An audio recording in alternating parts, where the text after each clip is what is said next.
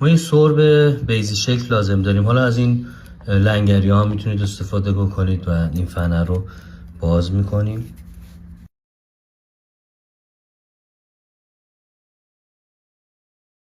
ما یک سمت این گره‌ای که زده بودیم رو میایم از اینجا رد میکنیم.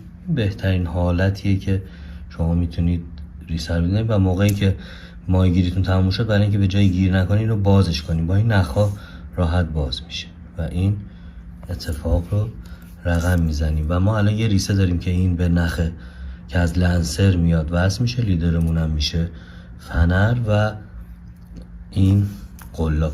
ترجیحاً یه دونه ریسه و یه دونه قلاب ببندین به خاطر اینکه موقع پرت کردن ریستون خوب بشینه توی آب و بستر سد یا رودخونه و اینکه به هم گره نکنه. پس بچه‌ها ما الان یه فنر داریم، سرب توش نخ وصله و این شد ریسه ما با یه دونه پیچ بویله. حالا میریم برای تومه.